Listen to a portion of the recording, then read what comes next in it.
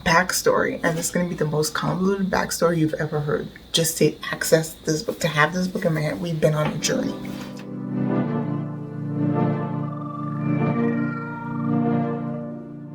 "6 p.m. on a early fall evening, and the sun's already down, so at least going down.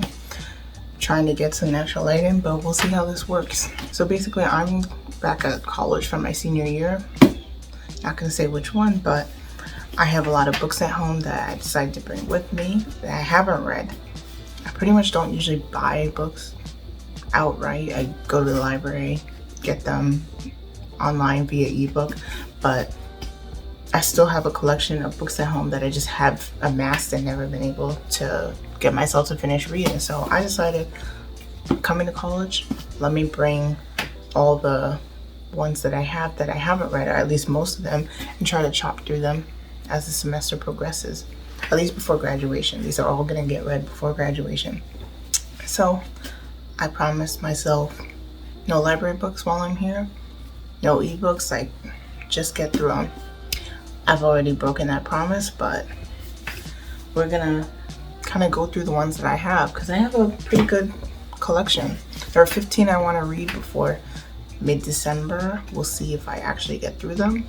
I'm hoping to make a follow-up video about the ones I read, how I felt about them, the usual book wrap-up type of thing. But I have a pretty varied collection and lots of stories behind them. Thought I would share.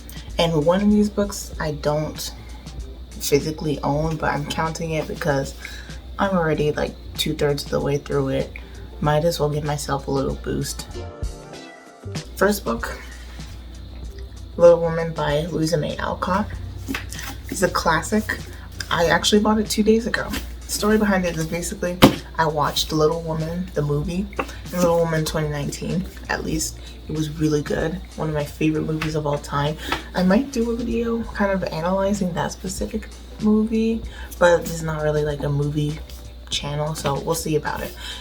Anyway, I got inspired by Little Woman. Thought I already have a book idea that was bouncing around in my head that could really work also as a kind of loosely based Little Woman inspired story. So I thought, why not go into it like that? And so I can't just go by the movie. I have to go through the source text. So I decided, you know what, let me read that. And since I'm potentially working on that novel for NaNoWriMo, I kind of have to read this quickly. So this is going to be the next book that I read. I'm moving some books down on my TBR so I can get through this and analyze it for myself, see what I can use, see what I want to put away. So that's Little Woman. Next book, Wuthering Heights by Charlotte Bronte. These are all in alphabetical order, no particular, oh, I want to read this next. Just happened that Little Woman was the next book that I picked up. But I was at a library, local library, and they had like a really cheap book sale. Like I think they were going for like 25 cents. So I said, usually when I see those kind of things, I say, let me go for the classics, because I can get, new releases, really hotly anticipated books at the library, or even just purchase them outright. But I'm trying to, at least stay updated with the classics rather than just read kind of contemporary fiction. So I saw Wuthering Heights there and I said, I'm gonna get it. Do I know what it's about? No. We're gonna find out when I read. But yeah, it doesn't seem to be too long, which is pretty good. Only small font, that kind of thing. So we'll have to see, but I'm hopeful about it. The Bronte family is like literary legend, so I have high expectations. The next book is Clockwork Angel by Cassandra Clare. I'm already 150 pages into this book, actually. I've been reading this since last year. I swear I wasn't this slow of a reader when I was in high school, middle school, but I think it's a common occurrence that you get to college, everything just falls by the wayside. So I've been trying to kind of increase my pace, but this is something I've checked out from the library and everything, and then I saw it in a bookstore and it had this like really cool patterning and everything, and I was like, let me get it. The funny thing is though, we did a basement cleaning in my house, the house that I'm staying in, on campus, and the entire Infernal Devices box set was intact, good condition, sitting in the basement. No one had claimed it. I think it's too late to return this, but I have 2 copies of Clockwork Angel. But I only brought this because I figured, you know, this was something that I had kind of purchased in line with the rest of these, whereas that one was more of a find. So yeah, I've read through the entire Mortal Instruments series, the main one, City of Glass, all those kind of things. I think I liked it. It was like in middle school, but people say the Infernal Devices series is much better than the Mortal Instruments, so I have higher expectations. So far I'm enjoying it, at least last time that I picked it up. It's been a little bit, but yeah, I have high expectations for this one as well. I don't think I'm going to be continuing with any of the other kind of spin-off series though, just for lots of different reasons, but I'm gonna at least give this one a shot. So that's Clockwork Angel. We all know what this is. Ballad of Songbirds and Snakes, Suzanne Collins. The movie's coming out next year, and I said I'm not watching that movie until this book is read, so I better read this quick. I don't know why I got this. When did I get this? It's been, I think I actually got this for Christmas last year. I asked for it, but I haven't, that's the thing, I haven't picked it up since. And so it's good for me to read this, get to know, you know, the backstory of Panem, of Snow, all those kind of characters. Hunger Games, of course, one of my favorite YA series. I think that's kind of a universal thing, but yeah, I'm excited for the movie and excited to kind of get back into the world with this. Going on to my next column. And of course, I just took them out of my bookshelf and placed them. So I have to go up, down to up. It's just a great way to do things. Payback's a Witch by Lana Harper. Hope I'm pronouncing that right, but you see the Target sticker. I got this at Target last semester, I want to say. I'm a few chapters into it. I was reading it and I kind of said, I'm not feeling it. I'm really not feeling it. So I dropped it. This is not one of those where I bought it and then I said, all right, time to forget about it. I was actively trying to get into it, but I'm going to make myself finish it. I don't like to DNF books. I only DNF if it's like, oh no, this is not working. I've gotten through some books that I've hated before, and maybe I'll do kind of a video on it. Not like a hate video, but just kind of going into my reading preferences. But I'm hoping this gets better than what I was reading before. It was just, it's not even, I don't think it's bad. It's just, I was not feeling it at the time at least. So Payback's a Witch, more of a contemporary fantasy. So yeah. Christmas Present, the 5th season by N.K. Jemisin. So I also like Ballad of Songbirds and Snakes. Haven't read this since getting it for Christmas, but it's an adult fantasy. And last year, after I started getting back into reading, I basically realized shortly after that I was kind of not feeling YA as like a category. I was reading books and I was like, this is not working, it's not working. In fact, Clockwork Angel was probably the only book that I was really getting into. And even then I was reading that very slowly. So I figured, you know what, I'm getting older. Perhaps I should like try and branch out into adult fantasy. So that's what I did basically. I looked at lists, I asked around for recommendations, and I started to get into adult fantasy, and that changed my life, really. I think I'll do a video on that as well, but now I write adult fantasy instead of YA. That's the main kind of thing I read. As you can probably tell here, I think other than Clockwork Angel, I actually don't think I have any YA books here. Interesting. But yeah, so this was one of the first books that I kind of clocked as an adult fantasy that I would be interested in. And I say adult fantasy, I mean adult literature. So contemporaries, you know, romances, literary fiction. I actually got into a literary fiction kick. I'm kind of off it now, but I'm trying to get back into it. And yeah, so I'm trying to give this a chance. Hopefully it turns out well. People have raved about N.K. Jemisin's work, so I need to get into that. Next is Babel by R.F. Kuang. I shouldn't even be counting this. I feel so bad. I bought this 2 days ago. In the same purchase as Little Women. Basically, I heard about this from the usual bookish spaces. I had heard about the Poppy War. I haven't read the Poppy War, but people were like, there was so much hype about this. Samantha Shannon, who wrote Pirate of the Orange Tree, which I had read, she was posting about this and everything. And I was like, you know, I'll think about it. Went on to Goodreads. I usually peruse Goodreads, read reviews, both positive and negative, to see if I like books. And yes, I do spoil books for myself. That's also a video, a video that I should make. My reading habits are weird, but basically I was like, okay, let me see what this is about. And so people were very varied on this, skewed on the positive side, but they were like, linguistics and history, you're really gonna like this. If not, you're gonna be bored. So I was torn until I saw the author's Twitter, and she posted artwork that I think a special book company that distributes books like in boxes or whatever, they had provided with their special edition of Babel. And I'll probably put it here, author's tweet, photo, whatever it is. And I bought into the hype, y'all. I did buy into the hype.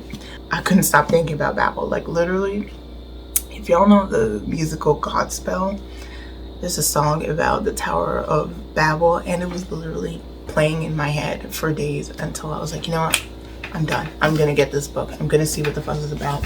I'm not gonna get that special edition because time has passed for that, unfortunately, but I at least have this, and it still looks like the artwork here is pretty. It's giving me Hugo Cabret vibes. So I don't know. I read the first page and I was like, this is really good writing. So we shall see. But yeah, I'm just gonna put this on here because I'm really anticipating it. But I did cheat on my don't get library books, don't purchase books. I did cheat and I feel bad for it. But yeah, Babel. I think someone's in the shower. If you hear a buzzing noise, that's the fan. Next book is How Beautiful We Were by Imbolo Mbue. I think that is it. She's from Cameroon. So at least I think she's Cameroonian American.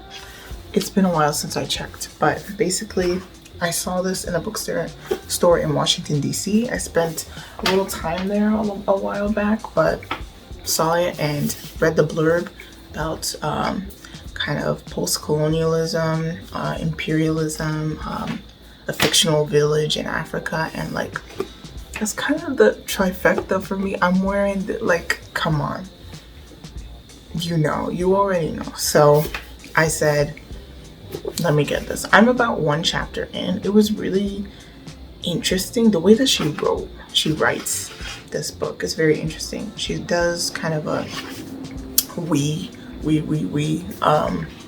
thing, so it's like a first person plural, but I think it also narrows into a third person. No, it's a first person present on chapters that focus on specific characters. So this is gonna be interesting. It's one of my shortest books, but I'm ready for a different experience, you know, not just fantasy fiction, and it's culturally significant to me, even though I'm not Cameroonian, from their next door neighbor, Nigeria. So that's How Beautiful We Were. This book, we're gonna take a second to just look at this book, because this book and I have a history. We have a history, right? So backstory, and it's going to be the most convoluted backstory you've ever heard. Just to access this book, to have this book in my hand, we've been on a journey. basically, I had been hearing about the Song of Achilles for a while, and sometimes, even if I'm not going to read a book, I like to go and read negative reviews of the book, not because I'm toxic, but because I find the way that they're written so interesting.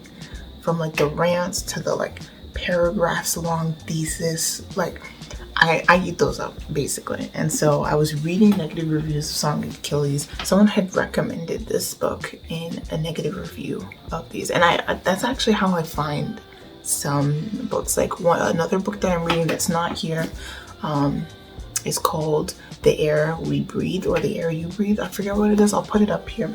And it was recommended in a negative review of Seven Husbands of Evelyn Hugo, which is a book I love, but you know, I still read those reviews. So that's how I find like recs. And so I found this. I immediately put it on my TBR after like kind of reading it. It's a coming of age story of two Irish boys back in the 1910s, you know, unrest with England and such. I kind of wanted to get into because I have been trying to be more purposeful about like the kind of quote unquote own voices literature that I read, and that I would like to kind of not just read contemporary perspectives of people who are in marginalized groups, no matter like you know, whether it's like kind of gender, sexuality, ethnicity, race, those kinds of things, religion, but I want to also kind of explore their historical perspective.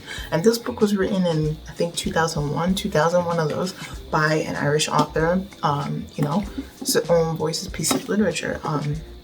So I said, you know what, I'm going to read his perspective, especially because the reviews were talking about how it was kind of a good encapsulation of what thought on relationships and positivity, optimism versus pessimism in the gay community was at the time. But I was only able to find like an online copy of it, and I just happened to go with my friend to a used bookstore.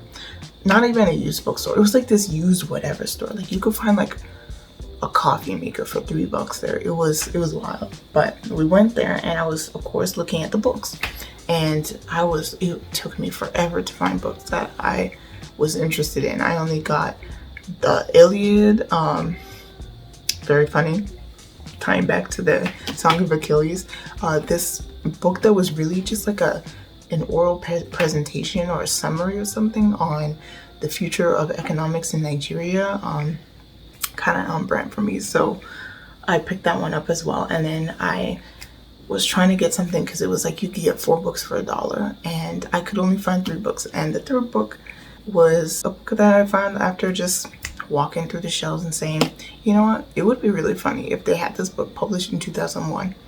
This book like that has like less than 10,000 reviews on Goodreads, which is that's not like, oh, no one has ever heard of this book, but you know what I mean. At a used bookstore, I walked through the aisles, went to the O section. What do I find there sitting on the shelf? The way I lunged to get this book. So we are now together. I am a few chapters into it. I am 30 pages into it. Yeah, so I don't know if it was fate, coincidence, something happened there, but I have this book, I'm going through it, and yeah, that's at Swim Two Boys. I would highly recommend checking it out. Last one in this stack is In a Garden Burning Gold by Rory Power. This one I kept walking into Barnes and Noble this summer because I like to go there and just do work, even if I'm not buying stuff. And this was sitting on the shelf, and I was immediately drawn to it. Of course, how could you not? Like gold and like blue striking colors. But walked up to it, tried to see if it was any good, and this is like it's not a retelling of a Greek story, but it's like it has the vibes of that. Like it's inspired by ancient, or at least archaic, like Greek culture, even though it's completely fictionalized, and a lot of elements in it were similar to kind of stories that I'm writing currently, with the main characters, the themes that are kind of explored in the book. And I said, you know what, let me read what Rory Power's take is on it, just to kind of, not even to get inspiration, just to see what is out there. So it's been interesting. I am a few chapters into it, but for some reason I lost steam. So I'll hopefully get back into it when the time is right. Hopefully that time is during the semester, but that's in a garden burning gold. It's like a tongue twister, I want to say. Like, I'm not gonna try and say it 3 times fast because I will fail. So the first book in the last stack, which is kind of behind me, but you can't really see it, kind of needs to be prefaced a little bit. I first read Black Sun, saw it in a bookstore, picked it up, saw that it was pre-Columbian America inspired, takes place in that area with different myths and fantasy elements, and I said, you know, I'm sold. I flew through this book. It was so good, literally so good. And this was, I think, early this year. So I was like, okay, this is, you know, obviously gonna have a sequel. And I looked and the book wasn't coming out until I think April. I was so sad. But the day that this book came out, I literally called around at all the bookstores in my area and said, do you have this book? And so one of them had it, and I like literally sprinted there. And so I have the book, Fevered Star, second book in the series. Really excited to get into it. Of course, I have not touched it since, and I feel so bad. I always do this. I get so excited about a book. I get it, and then I run right back home and never open it again. But it's really good. I would highly recommend this series. Can't really kind of spoil it too much, but there are different POVs, different elements, and I really like how diverse Rebecca Roanhorse made the series. The next 2 I'll kind of do together just because it's another series. I've got The Jasmine Throne by Tasha Suri and The Oleander Sword, which I think just came out recently. Jasmine Throne, I saw it in a bookstore and I decided not to get it. I think I purchased the ebook of it, but I hadn't read it. And then every time, so I would be like talking about fantasy, people would be like, oh, read The Jasmine Throne, read The Jasmine Throne. All my friends would be like, read The Jasmine Throne. So finally I was like, okay, fine. And then I would go back to these stores and I couldn't find it. So finally I was in, I think, the same DC store where I got How Beautiful We Were. That's the title. I was in the same store as that one and I got The Jasmine Throne. Finally. I am 86 pages into it. I'm actively reading it. So I slowly chip away at it. And it's not even dense. And I think the story is it's got really interesting elements. It takes place in I think fictionalized ancient India, or at least historical India, and there's fantasy elements. I think this is a queer romance, but the writing's not dense. But I don't know why. I've been reading slowly just in general. So I'm actively reading this, but I will probably have to put it down a little bit so I can make it through Little Women on time for Preptober and NaNoWriMo, obviously. So, but yeah, and then Oleander Sword is the sequel. So I found this in the bookstore, I would say a few weeks ago, and I decided to just get it while I was there. But yeah, those 2 would highly recommend the series, if not for me kind of reading the whole thing and be like, this is so great. At least take it from everyone in my life who has recommended it to me. So yeah. The last book, I had recorded a previous video it was more like a vlog, but it's never getting published because that time has passed. But I had recently gotten this book from the same place where I got Wuthering Heights, and I pronounced it, I think, Anna Karenina. I'm sorry, Leo Tolstoy, I kind of butchered one of your life's work. It's Anna Karenina. I know that now. But yeah, I said, let me get this. I know Tolstoy and the other Russian writers, they're very popular in classics. This is a thick book, tiny writing. It's gonna take me forever. I don't even know if I'll get to it this semester, but I at least will try, attempt, you know, so I can internalize this version translated by Joel Carmichael. I'm learning that translation is like a huge part of these things, so I thought I might just add that in there. But yeah, Anna Karenina. I've never actually read Russian lit, so we shall see how that works out. But I have to thank Mbue Reads at least for pushing me to get back into the classics. The final two are up there, but I don't really feel like pulling them out of their spots, so I will just insert pictures as such. I know I already went through 15, but there are 2 nonfiction books that I'm hoping to at least work through this semester. I'm not going to finish them, I don't think, but so I'm not counting them for this challenge, but I at least want to say that I'm reading them so I can track my progress as I finish this semester. The first one is Orientalism by Edward Said. Put that there. I feel like a lot of people would have heard of this book. I actually read passages of it for a class on colonialism in my university, and it was really, the passages I read were really interesting, important, made me realize things that I had never realized before. It doesn't count towards my challenge. I just really want to get through it. I study a lot of, you know, colonial, post-colonial theory, those kinds of things. So this is something that I want to kind of do for personal enrichment as well as to kind of get a better understanding of the world. And the second one was They Were Her Property by Stephanie Jones Rogers. Sorry, I have my notes here. Even if I get through all these books and then I'm like, okay, time to start through it, start on the nonfiction books, I'll allow myself to go to the library and everything, because I don't view nonfiction and fiction books as like competition with each other, at least from what I'm reading. So like even though I dip my toes into books, I don't like to be like actively reading more than like 1 or 2 books at a time. But I don't like, if I'm reading, say, Anna Karenina, I'm not going to be like, oh, I can't read Orientalism. I would like to read They Were Her Property. It's a book about white women and how they had participated in the slave trade in the Americas, the Caribbean.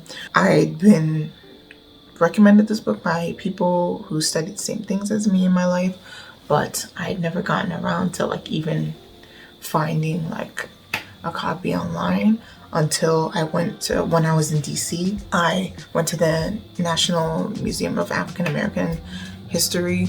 I don't even know if that's the correct name. It has a really long title, but I was in the gift shop and the book was there. So I picked it up and said, I'll get to it in some time. I should probably do a video on that museum because I wrote a paper about it while I was in DC. I wanted to write a blog post about it. That place is a very interesting museum that I think a lot of people should know more about it. Not for reasons that you might think, but just, it's a lot. Those are the books that I'm hoping to read this semester.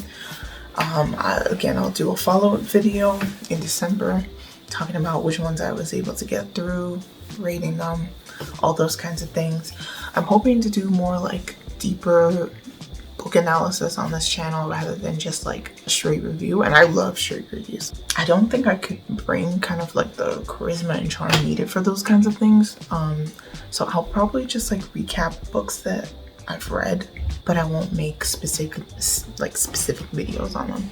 Oh, is someone there? Okay.